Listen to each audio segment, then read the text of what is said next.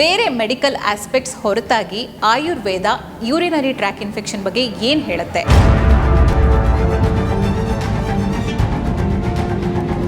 ಮೂತ್ರಕೃಚ್ಛ್ರ, ಮೂತ್ರಾಘಾತ, ಬೇರೆ ಬೇರೆ ಹೆಸರುಗಳು ಉಪಯೋಗಿಸ್ಕೊಬೋದು. 40-50% ಹೆಂಗಸರಲ್ಲಿ ಈ ಯೂರಿನರಿ ಟ್ರ್ಯಾಕ್ಟ್ ಇನ್ಫೆಕ್ಷನ್ನು ಕಾಮನ್ ಆಗಿ ಆಗ್ತಾ ಇರುತ್ತೆ. ಸೊ ಯೂರಿನರಿ ಟ್ರ್ಯಾಕ್ಟ್ ಇನ್ಫೆಕ್ಷನ್ನು ಅಷ್ಟು ತುಂಬ ಸೀರಿಯಸ್ ಆಗಿ ತೊಗೊಬೇಕಾಗತ್ತೆ. ಈ ಹೆಣ್ಣು ಹುಡುಗಿರು 16 ವರ್ಷದಿಂದ 35 ವರ್ಷ ಅಥವಾ 40 ವರ್ಷದ ಹೆಂಗಸರಿಗೆ ಜನರಲ್ ಆಗಿ ಈ ಸಿಂಪಲ್ ಯೂರಿನರಿ ಟ್ರ್ಯಾಕ್ಟ್ ಇನ್ಫೆಕ್ಷನ್ ಬರುತ್ತೆ. 60%, 50-60% ಹೆಂಗಸಿಗೆ ಲೈಫಲ್ಲಿ ಒನ್ ಟೈಮ್ ಆದರೂ ಬಂದೇ ಬರುತ್ತೆ ಯೂರಿನರಿ ಟ್ರ್ಯಾಕ್ಟ್ ಇನ್ಫೆಕ್ಷನ್. ಯಾವ ರೀತಿಯಾದಂತಹ ಪ್ರೈಮರಿ ಸಿಂಪ್ಟಮ್ಸ್ ಇರುತ್ತೆ? ಯೂರಿನ್ ಮಾಡುವಾಗ ನೋವು, ಉರಿ,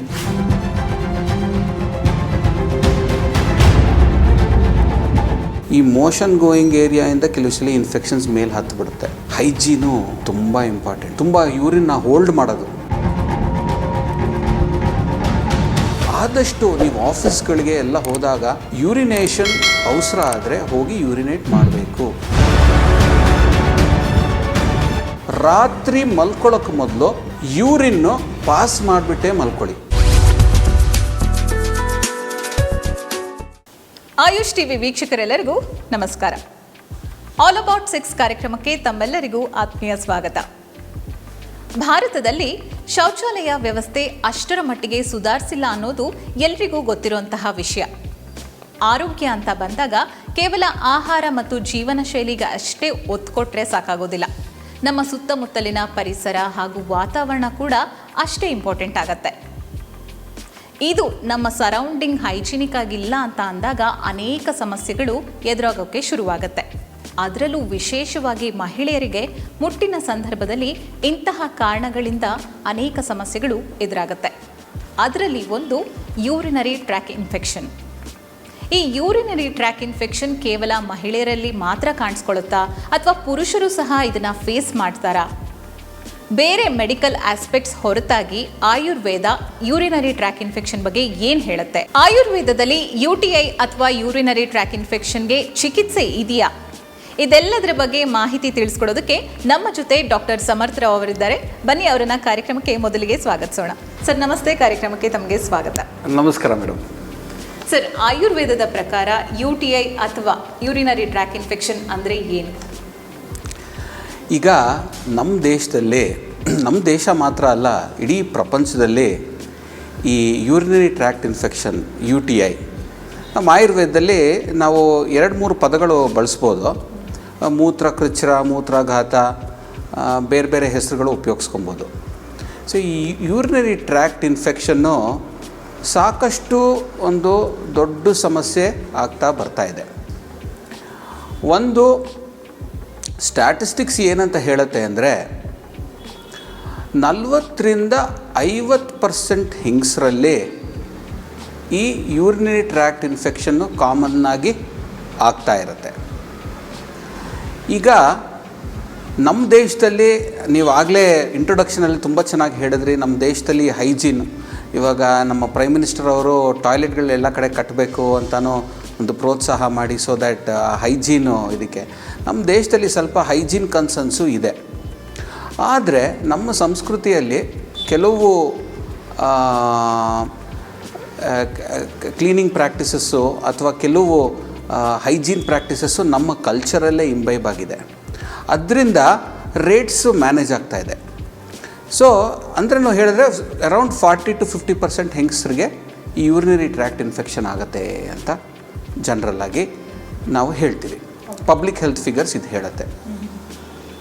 ಈ ಯೂರಿನರಿ ಟ್ರ್ಯಾಕ್ಟ್ ಇನ್ಫೆಕ್ಷನ್ನು ಯೂಶಲಾಗಿ ಬಂದರೆ ನಾವು ಅದನ್ನು 2 ರೀತಿ ನಾವು ನೋಡ್ತೀವಿ. ಅದು ಮೊದಲನೇದು ಅನ್ಕಾಂಪ್ಲಿಕೇಟೆಡ್ UTI, ಇನ್ನೊಂದು ಕಾಂಪ್ಲಿಕೇಟೆಡ್ UTI. 2 ವಿಚಾರದಲ್ಲಿ ನೋಡ್ತೀವಿ. ಸಿಂಪಲ್ ಯೂರಿನರಿ ಟ್ರ್ಯಾಕ್ಟ್ ಇನ್ಫೆಕ್ಷನ್ ಇದು ಬರುತ್ತೆ, ಅದ್ರ ಪಾಡಿಗೆ ಅದು ಹೋಗುತ್ತೆ, ಸ್ಪಾಂಟೇನಿಯಸ್ಸಾಗಿ ಹೊಟ್ಟೋಗುತ್ತೆ. ಇದ್ರದ್ದೇನು ಯೋಚನೆ ಮಾಡಬಾರ್ದು ಜಾಸ್ತಿ. ಬಟ್ ಇದೇ ಕೆಲವು ಸಲ ಸಮಸ್ಯೆಗಳು ಬರುತ್ತೆ. ನಾನು ಈ ಸಂಚಿಕೆಯಲ್ಲಿ ಜಾಸ್ತಿ ಈ ಸಿಂಪಲ್ ಯೂರಿನರಿ ಟ್ರ್ಯಾಕ್ಟ್ ಇನ್ಫೆಕ್ಷನ್ ಬಗ್ಗೆ ನಾನು ತಿಳಿಸ್ಕೊಡ್ತೀನಿ. ಇದರಲ್ಲಿ ಗೊತ್ತಾಗೋ ವಿಚಾರನೇ ತುಂಬ ಇದೆ. ಯಾಕಂದರೆ ಇದು ಮನೆಯಲ್ಲೂ ಕಾಮನ್ ಸಮಸ್ಯೆ ಇದು ಹೆಂಗಸರಲ್ಲಿ. ಈ ಸಿಂಪಲ್ ಯೂರಿನರಿ ಟ್ರ್ಯಾಕ್ಟ್ ಇನ್ಫೆಕ್ಷನ್ನು ಸಾಧಾರಣವಾಗಿ ನಾವು ಎಲ್ಲ ಸ್ಕೂಲಲ್ಲೂ ಕಲ್ತಿರ್ತೀವಿ. ಬ್ಯಾಕ್ಟೀರಿಯಾ ಇನ್ಫೆಕ್ಷನಿಂದ ಯೂಶಲಾಗಿ ಆಗುತ್ತೆ. ಯಾವಾಗ ಇದು ದೊಡ್ಡ ಸಮಸ್ಯೆ ಆಗುತ್ತೆ ಅಂದರೆ, ನಾನು ಈ ನಮ್ಮ ಇದು ಯೂರಿನರಿ ಟ್ರ್ಯಾಕ್ಟ್ ಸಿಸ್ಟಮ್ದು ಒಂದು ಸಿಂಪಲ್ಲಾಗಿ ನಾನು ಹೇಳ್ತೀನಿ. ಒಂದು ಕಿಡ್ನಿಗಳು ಎರಡಿರುತ್ತೆ. ಅದನ್ನು ಒಂದು ಟ್ಯೂಬು ಹೋಗಿ ಕೆಳಗಡೆ ಇನ್ನೊಂದು ಬ್ಲ್ಯಾಡರ್ ಅಂತ ಬಸ್ತಿ, ಇಲ್ಲಿ ಯೂರಿನೆಲ್ಲ ಕಲೆಕ್ಟ್ ಆಗುತ್ತೆ. ಈ ಪೈಪ್ಗಳಿಗೆ ಯುರೇಟರ್ ಅಂತ ಕರೀತಾರೆ. ಆ ಬಸ್ತಿ ಯೂರಿನ್ ಕಲೆಕ್ಟ್ ಆಗೋದು, ಅಲ್ಲಿಂದ ಹೊರಗೆ ಹಾಕೋಕ್ಕೆ ಯುರೆತ್ರಾ ಅಂತ ಕರಿತೀವಿ. ಸೊ ಇಷ್ಟು ಬೇಸಿಕ್ ಅನಾಟಮಿ. ಸೊ ಏನಾಗುತ್ತೆ ಅಂದರೆ, ಈ ಬ್ಯಾಕ್ಟೀರಿಯಲ್ ಇನ್ಫೆಕ್ಷನ್ನು ಯೂರಿನ್ ಹೋಗೋ ಜಾಗದಿಂದ ಬಂದು ಒಳಗಡೆ ಬ್ಲ್ಯಾಡರ್ಗೆ ಬಂದು ಅಲ್ಲಿ ಇನ್ಫೆಕ್ಷನ್ನು ಕಾಸ್ ಆದಾಗ ಸಿಸ್ಟೈಟಿಸ್ ಅಂತಲೂ ಕರಿತೀವಿ ನಾವು. ಇದಾದಾಗ ಏನಾಗುತ್ತೆ, ಸಿಂಪಲ್ ಯೂರಿನರಿ ಟ್ರ್ಯಾಕ್ಟ್ ಇನ್ಫೆಕ್ಷನ್ ಆಗಿದೆ ಅಂತ ಹೇಳ್ತೀವಿ. ಓಕೆ.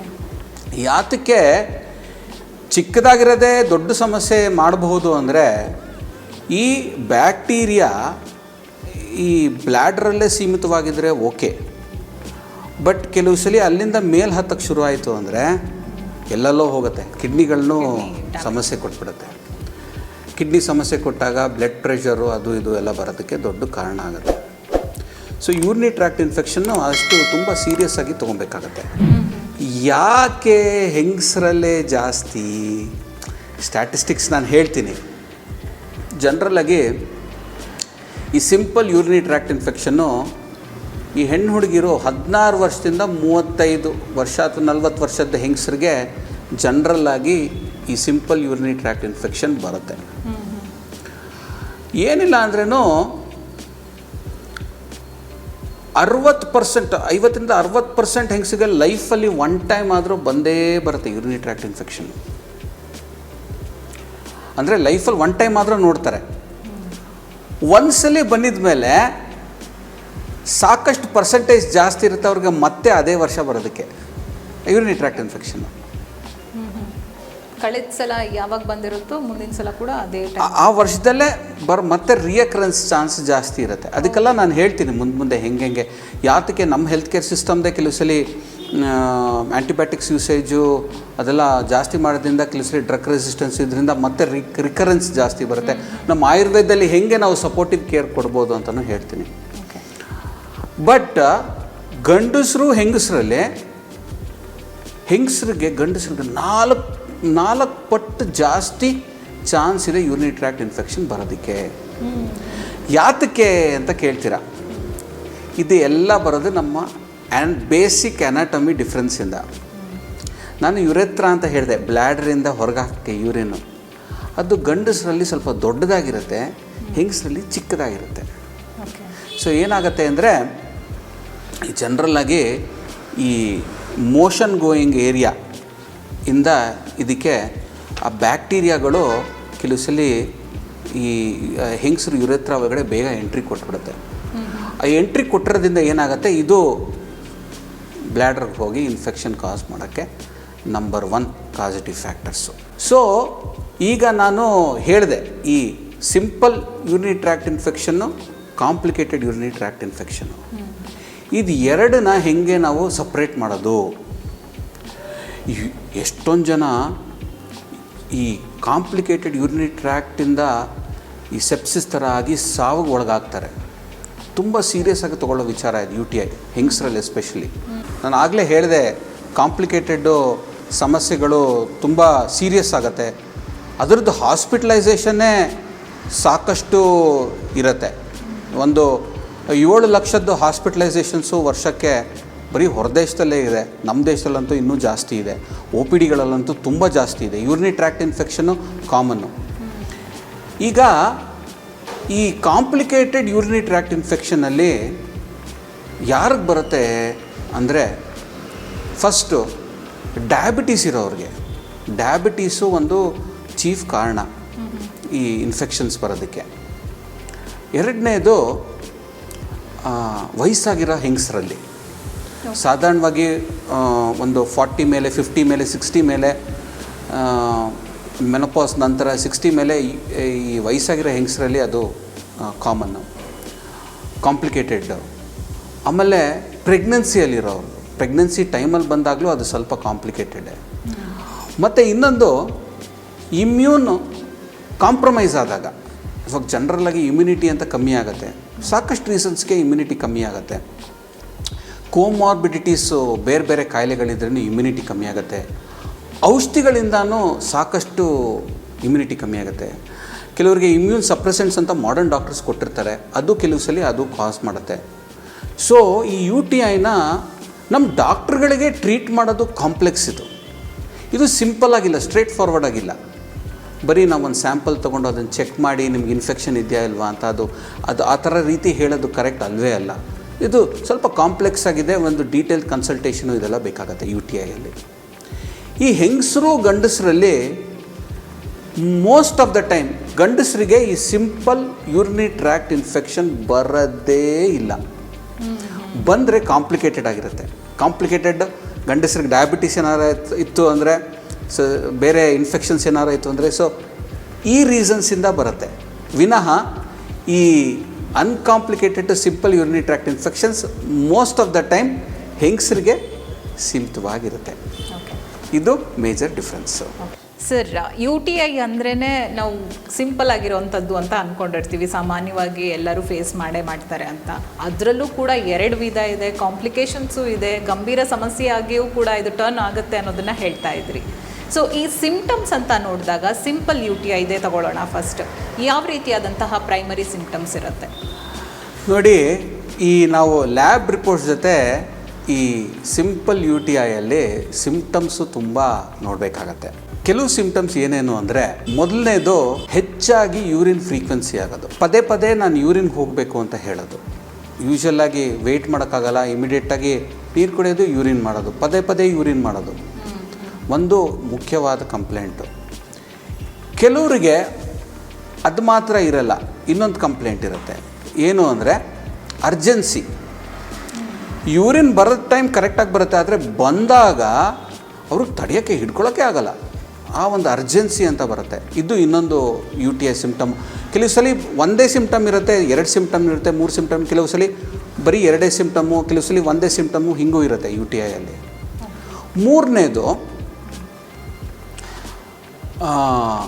ಈ ಪ್ಯೂಬಿಕ್ ಏರಿಯಾ ಮೇಲೆ ಸ್ವಲ್ಪ ಡಿಸ್ಕಂಫರ್ಟ್ ಅಂತ ಇರುತ್ತೆ. ಫೀಮೇಲ್ ಪೇಷಂಟ್ಸು ಹೇಳ್ತಾರೆ, ಸರ್ ನನಗೇನೋ ಒಂದು ಸ್ವಲ್ಪ ಅನ್ಕಂಫರ್ಟ್ ಇದೆ, ಅಲ್ಲಿ ಸರಿ ಅನಿಸ್ತಾ ಇಲ್ಲ ನನಗೆ, ಕೆಲವು ಸಲ ಇಚ್ಚಿಂಗ್ ಅಂತ ಆಗುತ್ತೆ, ಕೆಲವು ಸಲ ಡಿಸ್ಕಂಫರ್ಟ್ ಆಗುತ್ತೆ ಅಂತ. ಇದು ಡಿಸ್ಕಂಫರ್ಟ್ನ ಹೇಳೋದು. ಒಂಥರ ಹೊಟ್ಟೆ ಕೆಳಗಡೆ ನಂಗೆ ಒಂಥರ ಅನಿಸ್ತಾ ಇದೆ ಅಂತ. ಅಂದರೆ ಇದು ಇಂಟರ್ನಲ್ ಡಿಸ್ಕಂಫರ್ಟ್, ಇಂಟರ್ನಲ್ಲು ಎಕ್ಸ್ಟರ್ನಲ್ ಡಿಸ್ಕಂಫರ್ಟು ಹೇಳ್ಬೋದು. ಆಮೇಲೆ ಇನ್ನೊಂದು ಏನು ಅಂದರೆ, ಯೂರಿನ್ ಮಾಡುವಾಗ ಉರಿ ಬರೋದು, ನೋವು, ಉರಿ, ಬರ್ನಿಂಗ್ ಇರ್ಬೋದು, ಅಥವಾ ಒಂಥರ ಪೇನು ಇರ್ಬೋದು. ಇದು ಇನ್ನೊಂದು ಸಿಂಪ್ಟಮ್ಮು. ಮತ್ತೊಂದು ರಕ್ತ ಕಾಣಿಸ್ಕೊಳ್ಳೋದು, ಕಲರ್ ಡಿಸ್ಕಲರೇಷನ್ನು, ಇದೆಲ್ಲ.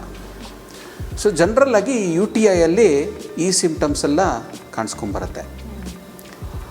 ಅದೇ ನಾನು ಹೇಳ್ದಂಗೆ ಈ ಯಾವಾಗ ಪ್ರಾಬ್ಲಮ್ ಆಗುತ್ತೆ ಅಂದರೆ, ಆ ಯುರೆತ್ರಾಯಿಂದ ಬ್ಲ್ಯಾಡ್ರಿಗೆ ಬರೋದು ಓಕೆ, ಅಲ್ಲಿಂದ ಮೇಲೆ ಹೋಗೋವಾಗ ಅಲ್ಲೆಲ್ಲ ಇನ್ಫೆಕ್ಷನ್ಸ್ ಹತ್ತಿಬಿಡ್ತು ಅಂದರೆ ಜ್ವರಗಳು, ಚಿಲ್ಸು, ನೋವು, ಬೆನ್ನೋವು, ಇದೆಲ್ಲ ಸಾಕಷ್ಟು ಸಿಂಪ್ಟಮ್ಸು ಕಾಣಿಸ್ಕೊಂಬರುತ್ತೆ.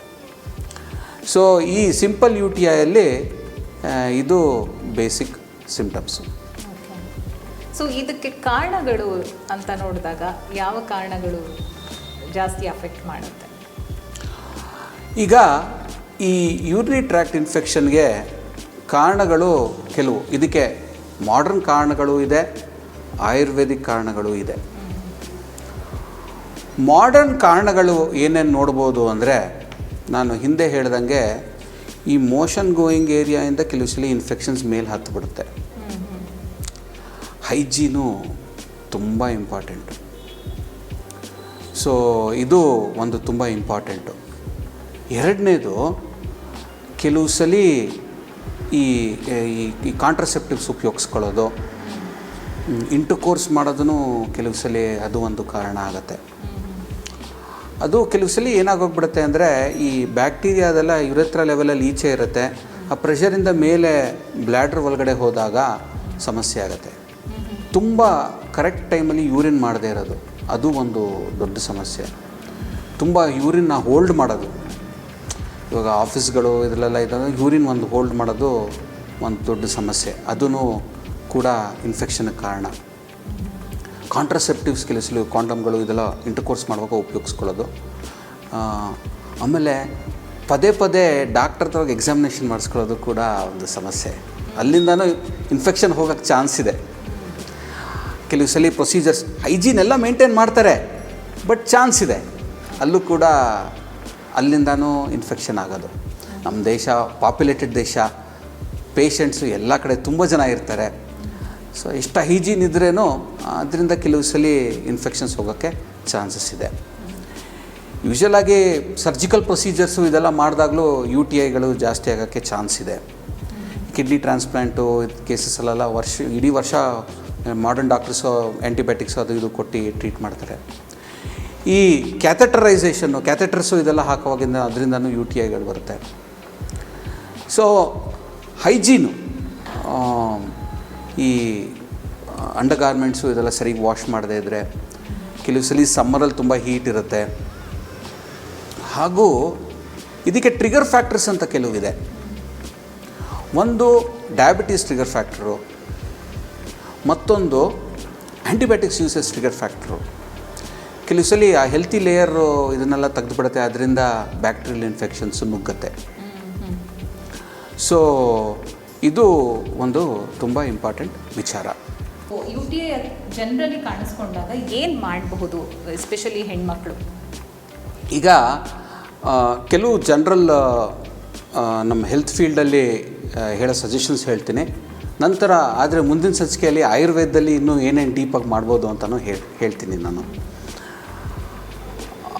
ಮಾಡರ್ನ್ ಮೆಡಿಸಿನಲ್ಲಿ ಪ್ಲಸ್ ಹೆಲ್ತ್ ಕೇರಲ್ಲಿ ಜನರಲ್ಲಾಗಿ ನಾವು WHO ಸ್ಟ್ಯಾಂಡರ್ಡ್ಸು ಇದ್ರ ಪ್ರಕಾರ ಅಲ್ಲ, ಕೆಲವು ಜನರಲ್ ರೂಲ್ಸ್ ಇದೆ. ನೀರು ಚೆನ್ನಾಗಿ ಕುಡಿಬೇಕು, ಸಿಂಪಲ್. ಇವಾಗ ಗಂಡಸರು ಎಷ್ಟು ನೀರು ಕುಡಿಬೇಕು? 4 ಲೀಟ್ರ್ ಕುಡಿಬೇಕು, ಹೆಂಗಸರು 3 ಲೀಟ್ರ್ ಅಂದಾಜಿದು. ನೀರು ಚೆನ್ನಾಗಿ ಕುಡೀರಿ. ನಾನು ಹೇಳ್ದಂಗೆ ಸಿಂಪಲ್ UTI ಇನ್ಫೆಕ್ಷನ್ಸು ಸ್ಪಾಂಟೇನಿಯಸ್ ಆಗಿ ಅದಾಗದೇ ಹೊಟ್ಟೋಗುತ್ತೆ. ಸಿಂಪ್ಟಮ್ಸ್ ಜಾಸ್ತಿ ಏನಾರು ಇತ್ತು ಅಂದರೆ ಆಯುರ್ವೇದಿಕ್ ತಜ್ಞರು ಯಾರನ್ನಾದ್ರೂ ಮೀಟ್ ಮಾಡಿದ್ರೆ ಅದಕ್ಕೆ ಬೇಕಾದ್ದು ನಾವು ಅರಿಷ್ಟಗಳು ಔಷಧಿಗಳೆಲ್ಲ ಕೊಡ್ತೀವಿ ನಾವು. ಬಟ್ ಫಸ್ಟ್ ಏನು ಅಂದರೆ ನೀರು ಚೆನ್ನಾಗಿ ಸೇವನೆ ಮಾಡಿ. ಎರಡನೇದು, ರಾತ್ರಿ ಮಲ್ಕೊಳ್ಳೋಕ್ಕೆ ಮೊದಲು ಯೂರಿನ್ನು ಪಾಸ್ ಮಾಡಿಬಿಟ್ಟೇ ಮಲ್ಕೊಳ್ಳಿ. ಕೆಲವು ಸಲ ಏನಾಗುತ್ತೆ ಅಂದರೆ ರಾತ್ರಿ ಯೂರಿನ್ ಕಲೆಕ್ಷನ್ ಆಗಿರೋದು ಹಾಗೆ ಉಳ್ಕೊಂಬಿಡುತ್ತೆ, ಅದು ಬ್ಲ್ಯಾಡ್ರಿಗೆ ನುಗ್ಗಿ ಬ್ಯಾಕ್ಟೀರಿಯಲ್ ಇನ್ಫೆಕ್ಷನ್ಸ್ ಆಗೋಕ್ಕೆ ಕಾರಣಗಳಿರುತ್ತೆ. ಯೂಶ್ವಲಾಗಿ ಬ್ಯಾಕ್ಟೀರಿಯಲ್ ಅಂತ ಹೇಳಿದರೆ ಈಕೋಲೈ ಕಾಮನ್ನು, ಅದ್ರ ಜೊತೆಗೆ ಬೇರೆ ಬೇರೆ ಇದು ಇದೆ ಬ್ಯಾಕ್ಟೀರಿಯಲ್ ಇನ್ಫೆಕ್ಷನ್ಸ್ ಆಗೋದು. ಸೊ ಇದು ಒಂದು. ಆಮೇಲೆ ಯೂರಿನ್ ನೀವು ಮಾಡುವಾಗ ಫೋರ್ಸಲ್ಲಿ ಯೂರಿನ್ ಮಾಡಬೇಕು, ಸೊ ದ್ಯಾಟ್ ಕ್ಲೆನ್ಸಿಂಗ್ ಚೆನ್ನಾಗಿರುತ್ತೆ ಅಂತ. ಚೆನ್ನಾಗಿ ನೀರು ಕುಡಿಯೋದು, ಯೂರಿನ್ ಮಾಡುವಾಗ ಒಳ್ಳೆ ಫೋರ್ಸಲ್ಲಿ ಯೂರಿನೇಷನ್ ಮಾಡಬೇಕು. ಮತ್ತು ಮೂರನೇದೇನು ಅಂದರೆ ಇಂಟರ್ಕೋರ್ಸ್ ಮಾಡಿದ ಮೇಲೆ, ಒಂದು ಸೆಕ್ಷುವಲ್ ಇಂಟರ್ಕೋರ್ಸು ಒಂದು chief reason why urinary tract infections ಬರುತ್ತೆ ಅಂತ. ಸಾಧಾರಣವಾಗಿ ನಾವು ಕಪಲ್ಸ್ ಟ್ರೀಟ್ ಮಾಡುವಾಗ ಆಫ್ಟರ್ ಇಂಟರ್ಕೋರ್ಸ್ ಅವರು ಒಂದು ಕಂಪ್ಲೇಂಟ್ ಮಾಡ್ತಾರೆ, ನಮಗೆ ಯೂರಿನರಿ ಟ್ರ್ಯಾಕ್ಟ್ ಇನ್ಫೆಕ್ಷನ್ ಬಂದಿದೆ, ನನಗೆ ಬರ್ನಿಂಗ್ ತುಂಬ ಆಗುತ್ತೆ ಇಂಟರ್ಕೋರ್ಸ್ ಆಗಿದ್ಮೇಲೆ ಅಂತ. ಸೊ ಇಂಟರ್ಕೋರ್ಸ್ ಆಗಿದ್ಮೇಲೆ ಹೋಗಿ ಯೂರಿನೇಷನ್ ಮಾಡಬೇಕು, ಅದು ತುಂಬ ಇಂಪಾರ್ಟೆಂಟ್. ನೀರು ಚೆನ್ನಾಗಿ ಕುಡಿಯೋದು, ಯೂರಿನೇಷನ್ ಇಂಟರ್ಕೋರ್ಸ್ ಆಗಿದ್ಮೇಲೆ ಮಾಡೋದು. ಆಮೇಲೆ ಆದಷ್ಟು ನೀವು ಆಫೀಸ್ಗಳಿಗೆ ಎಲ್ಲ ಹೋದಾಗ ಯೂರಿನೇಷನ್ ಅವಸರ ಆದರೆ ಹೋಗಿ ಯೂರಿನೇಟ್ ಮಾಡಬೇಕು. ವೇಗಧಾರಣೆ ಮಾಡಕೂಡ್ದು, ಅದು ಮೂತ್ರದ್ದು ವೇಗಧಾರಣೆ ಒಂದು ದೊಡ್ಡ ಕಾರಣ UTIಗೆ. ಮೀಟಿಂಗ್ಸ್ ಇರುತ್ತೆ, ಯಾರೋ ಜೊತೆ ಮಾತಾಡ್ತಾ ಇದ್ದೀರಾ, ಕಂಟ್ರೋಲ್ ಮಾಡ್ತಾಯಿದ್ದೀರಾ, ಅಥವಾ ಅನ್ಹೈಜಿನಿಕ್ ಟಾಯ್ಲೆಟ್ಸ್ ಇದೆ. ಸೊ ಅದಕ್ಕೆ ಎಲ್ಲ ಒಂದು ಸೊಲ್ಯೂಷನ್ ಅಂತ ಒಂದು ಮಾಡ್ಕೊಂಡಿರಿ. ಎಲ್ಲ ಒಂದು ಕಡೆ ಫ್ರೀಕ್ವೆಂಟಾಗಿ ಹೋಗ್ತಾಯಿದ್ರೆ ಅಲ್ಲಿ ಒಂದು ಜಾಗ ನೋಡ್ಕೊಳ್ಳಿ ನಿಮಗೆ ಸೇಫಾಗಿ ಒಂದು ಟಾಯ್ಲೆಟ್ ಆ್ಯಕ್ಸಸ್ಗೆ. ಸೊ ಅದು ಒಂದು ತುಂಬ ಇಂಪಾರ್ಟೆಂಟು. ಆಮೇಲೆ ಮತ್ತೇನು ಅಂದರೆ ಒಂದು ಚಿಕ್ಕ ಟೆಕ್ನಿಕ್ಕು ಲೇಡೀಸ್ಗೆ ದೇ ಹ್ಯಾವ್ ಟು ಅದನ್ನು ಅನ್ವಡಿಸ್ಕೊಬೇಕು, ಅಭ್ಯಾಸ ಮಾಡಿಸ್ಕೊಬೇಕು. ಟಾಯ್ಲೆಟೆಲ್ಲ ಯೂಸ್ ಮಾಡಿದ ಮೇಲೆ ವೈಪಿಂಗು ಮೇಲಿಂದ ಕೆಳಗಡೆ, ನೀವು ಕೆಳಗಡೆಯಿಂದ ಮೇಲೆ ವೈಪ್ ಏನಾರು ಮಾಡಕ್ಕೆ ಹೋದ್ರಿ ಅಂದರೆ ಮೋಷನ್ನಲ್ಲಿ ಅಲ್ಲಿಂದನೇ ಬ್ಯಾಕ್ಟೀರಿಯಾ ಎಲ್ಲ ಮೇಲೆ ನೀವು ತಿರ್ಗಾ ನಿಮ್ಮ ಯೂರಿನ್ ಪಾಸ್ ಮಾಡೋ ಕಡೆ ಪಾಸ್ ಆನ್ ಮಾಡಿಬಿಡ್ತೀರ ಬ್ಯಾಕ್ಟೀರಿಯಾಗಳು.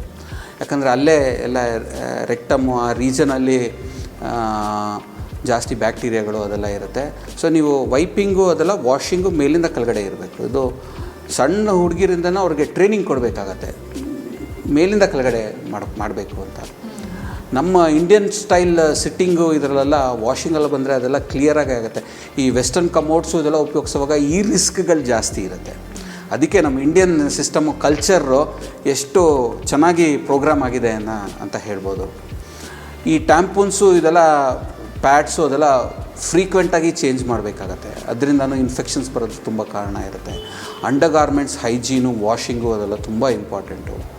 ಮತ್ತೊಂದು ತುಂಬ ಸೆನ್ಸಿಟಿವ್ ವಿಚಾರ ನಾನು ಹೇಳ್ತೀನಿ ಅಂದರೆ, ಆದಷ್ಟು ಈ ಲೇಡೀಸು ಯೂರಿನರಿ ಟ್ರ್ಯಾಕ್ಟ್ ಇನ್ಫೆಕ್ಷನ್ ಆಗೋಯ್ತು ಅಂದ್ಬಿಟ್ಟು ತುಂಬ harsh soaps, harsh shower gels, Dettol water ಏನೇನೋ ಹಾಕಿ ಕ್ಲೀನ್ ಮಾಡ್ತಾರೆ. ದ್ಯಾಟ್ಸ್ ವೆರಿ ತುಂಬ ಹಾರ್ಶ್ ಟ್ರೀಟ್ಮೆಂಟ್ ಕೊಡ್ತಾಯಿದ್ದೀರಾ. ಅದಕ್ಕೆ ಆ ರೀಜನ್ಗೆ ಅಷ್ಟು ಹಾರ್ಶ್ ಟ್ರೀಟ್ಮೆಂಟ್ ಕೊಡಬಾರ್ದು, ಕರೋಸಿವ್ ಟ್ರೀಟ್ಮೆಂಟ್ ಕೊಡಬಾರ್ದು. Simple soap plus water washing ತುಂಬ ಇಂಪಾರ್ಟೆಂಟು. ನಮ್ಮ ಇಂಡಿಯನ್ ಇದರಲ್ಲಿ ಜಾಸ್ತಿ ವಾಟರ್ ವಾಷಿಂಗ್ ಇರುತ್ತೆ. ಕೆಲವು ಸಲ ವೆಸ್ಟರ್ನರ್ಸ್ ಅದು ಹೇಳ್ತಾರೆ, ಜಾಸ್ತಿ ವಾಟ್ರು ಇದೆಲ್ಲ ಉಪಯೋಗಿಸ್ಕೊಳ್ಳೋದ್ರಿಂದ ಇನ್ಫೆಕ್ಷನ್ ಟ್ರಾನ್ಸ್ಮಿಷನ್ UTI ಜಾಸ್ತಿ ಇರೋಲ್ಲ ನಮ್ಮ ಇಂಡಿಯಾದಲ್ಲಿ ಜಾಸ್ತಿ ಅಂತ. ಬಟ್ ಇಂಡಿಯನ್ ಸ್ಟೈಲ್ ಕೂತ್ಕೊಳ್ಳೋದ್ರಿಂದ ಇದೂ ಮಿಟಿಗೇಟ್ ಆಗುತ್ತೆ. ಸೊ ಇದು ಸಾಕಷ್ಟು ಇಂಪಾರ್ಟೆಂಟು. ಗಂಡಸರಲ್ಲಿ ಇದು ಮಾಡಿದ್ರೇನೋ ಅವ್ರೂ ಸ್ವಲ್ಪ ರೆಗ್ಯುಲರ್ ವಾಟರ್ ಕುಡಿಯೋದು ಪ್ಲಸ್ ಫೋರ್ಸಲ್ಲಿ ಯೂರಿನ್ ಪಾಸ್ ಮಾಡೋದು ತುಂಬ ಇಂಪಾರ್ಟೆಂಟು. ಸೊ ಈ ಸಂಚಿಕೆಯಲ್ಲಿ ನಾವು ಈ UTI, ಸಿಂಪಲ್ UTI ಬಗ್ಗೆ ಸ್ವಲ್ಪ ಬೇಸಿಕ್ ಇನ್ಫಾರ್ಮೇಷನ್ ಗೊತ್ತಾಯಿತು ನಮಗೆ. ಸರ್, UTI ಬಗ್ಗೆ ಬೇಸಿಕ್ ಇನ್ಫಾರ್ಮೇಷನ್ ಕೊಟ್ಟಿದ್ದೀರಿ. ಎಷ್ಟೋ ಜನಕ್ಕೆ UTIಯಲ್ಲಿ ವಿಧಗಳು ಇರುತ್ತೆ ಅನ್ನೋದು ಗೊತ್ತಿರೋದಿಲ್ಲ, ಕಾಂಪ್ಲಿಕೇಶನ್ಸ್ ಆಗುತ್ತೆ ಅನ್ನೋದನ್ನು ಕೂಡ ಪರಿಗಣಿಸೋದಿಲ್ಲ. ಇನ್ನಷ್ಟು ಮಾಹಿತಿಯನ್ನು ಮುಂದಿನ ಸಂಚಿಕೆಯಲ್ಲಿ ತಿಳ್ಕೊಳ್ಳೋಣ. ಕಾರ್ಯಕ್ರಮಕ್ಕೆ ಬಂದಿದ್ದಕ್ಕೆ ತಮಗೆ ಧನ್ಯವಾದ. ನಮಸ್ಕಾರ. ನೋಡಿದ್ರಲ್ಲ ವೀಕ್ಷಕರೇ, UTI ಅಂದರೆ ಏನು, ಸಿಂಪಲ್ UTI ಅಂದರೆ ಏನು ಅನ್ನೋದನ್ನು ತಿಳ್ಕೊಂಡಿದ್ದೀರಿ. ಇದಕ್ಕೆ ಯಾವ ರೀತಿಯಾದಂತಹ ಕಾರಣಗಳಿರುತ್ತೆ ಹಾಗೂ ಸಿಂಪ್ಟಮ್ಸ್ ಏನು ಅನ್ನೋದನ್ನು ಕೂಡ ತಿಳ್ಕೊಂಡಿದ್ದೀರಿ. ಮುಂದಿನ ಸಂಚಿಕೆಯಲ್ಲಿ ಇನ್ನಷ್ಟು ಮಾಹಿತಿಯನ್ನು ತಿಳ್ಕೊಳ್ಳೋಣ ಹಾಗೂ ಮನೆ ಮದ್ದನ್ನು ಕೂಡ ತಿಳ್ಕೊಳ್ಳೋಣ. ಅಲ್ಲಿವರೆಗೆ ನಮಸ್ಕಾರ.